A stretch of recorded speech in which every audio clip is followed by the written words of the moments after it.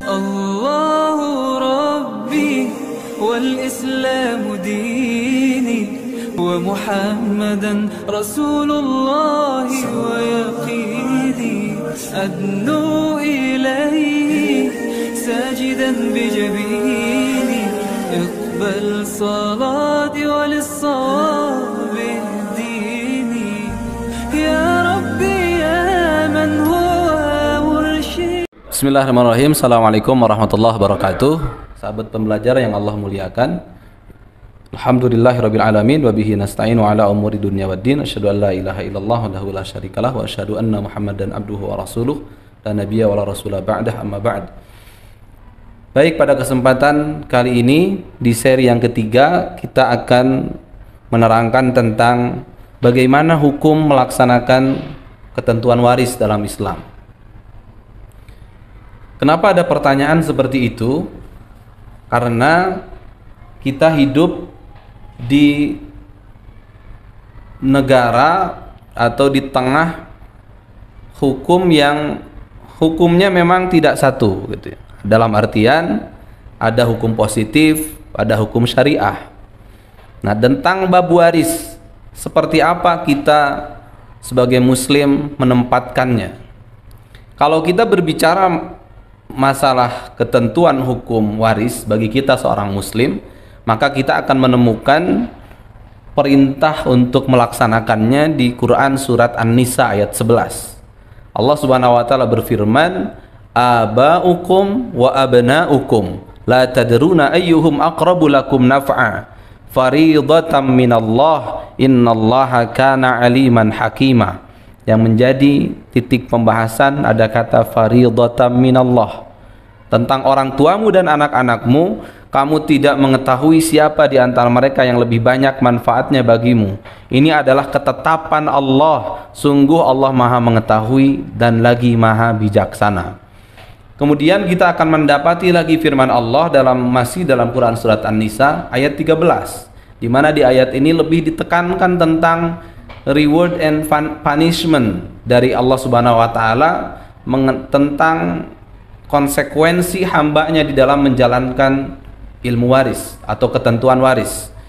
Allah menerangkan dalam An-Nisa 13-nya, tilka hududullah, itulah batas-batas hukum Allah. Wa may yuti'illaha wa rasulahu, barang siapa yang mentaati Allah dan Rasulnya.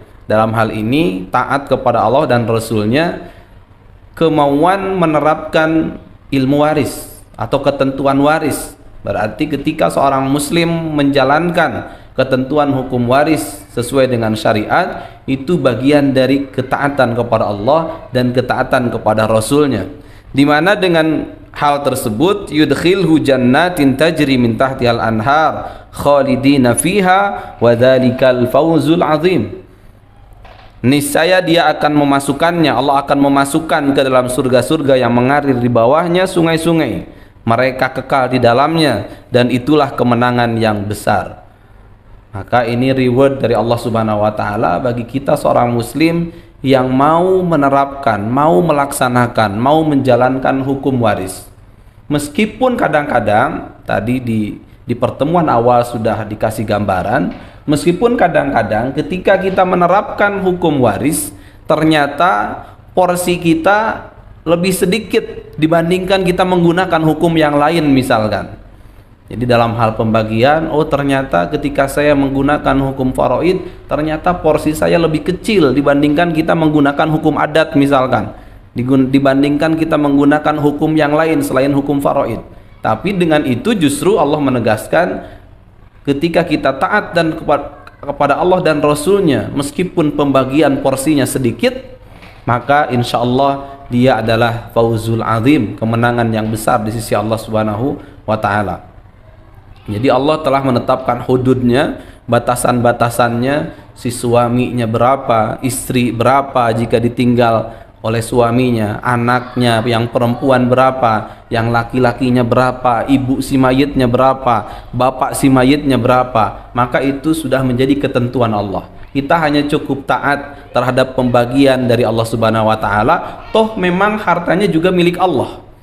harta itu kembali kepada Allah, harta si mayit kembali kepada Allah, maka sudah menjadi hak mutlak Allah untuk mendistribusikan pembagiannya kepada siapa dan berapanya.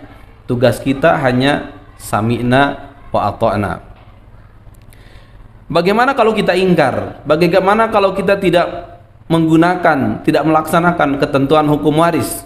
Maka ini yang bahaya. Dalam Quran surat An-Nisa ayat 14-nya Allah menerangkan, wa may ya'sillaha wa rasulahu, barang siapa yang maksiat kepada Allah dan kepada Rasulnya. Dalam hal ini dia enggan untuk melaksanakan hukum waris dengan beberapa sebab tentunya. Bisa jadi misalkan pertimbangannya ketika saya menggunakan ilmu faraid, bagian saya lebih sedikit misalkan, atau dengan pertimbangan nggak harus ilmu waris itu nggak harus dijalankan, atau dengan pertimbangan yang lainnya misalkan.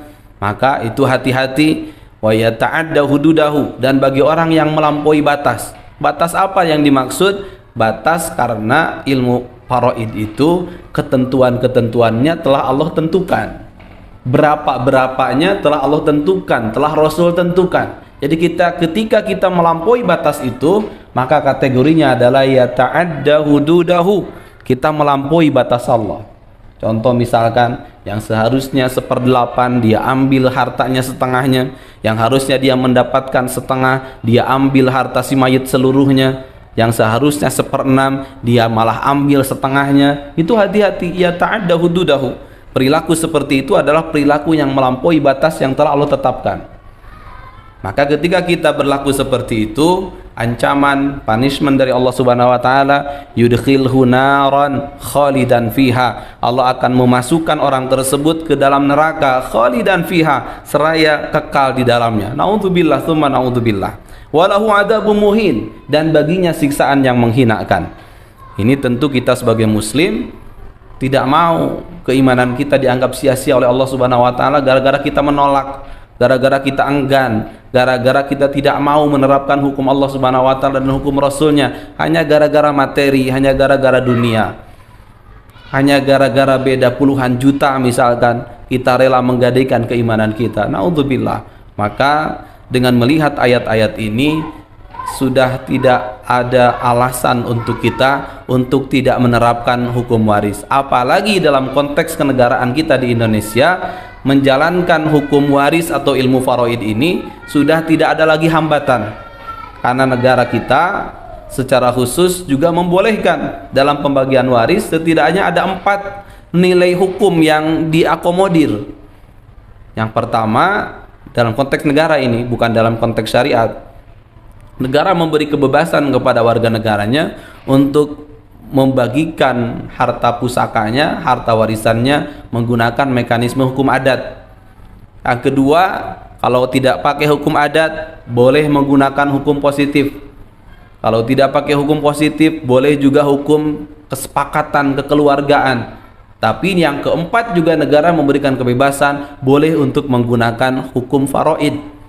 Maka oleh karena itu justru ini semakin menguatkan dan menegaskan bagi kita mengamalkan, menjalankan hukum faraid menjadi wajib bagi kita selaku muslim, fardhah, sebuah ketentuan yang Allah tentukan yang kita wajib untuk melaksanakan ilmu ini. Mengingat negara pun tidak membatasi kita untuk melakukan hukum tersebut, melaksanakan hukum tersebut.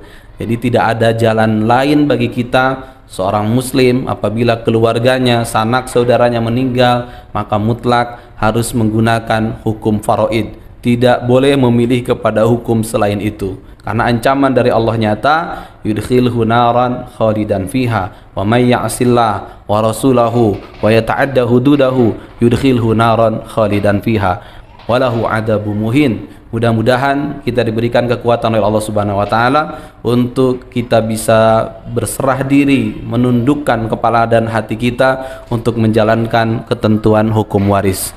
Demikian pembahasan seputar hukum melaksanakan ketentuan hukum waris dalam Islam. Mudah-mudahan kita di lain waktu di seri selanjutnya kita akan mulai mempelajari ilmu faraid. Nanti kita ada tulis-tulisnya. Jadi persiapkan para sahabat pembelajar di rumah untuk menyiapkan alat tulisnya untuk kita belajar bersama-sama ilmu faraid secara lengkap insyaallah mudah-mudahan. Demikian untuk kesempatan kali ini, semoga bermanfaat. Aqulu qauli hadza, astaghfirullah li wa lakum. Assalamualaikum warahmatullahi wabarakatuh.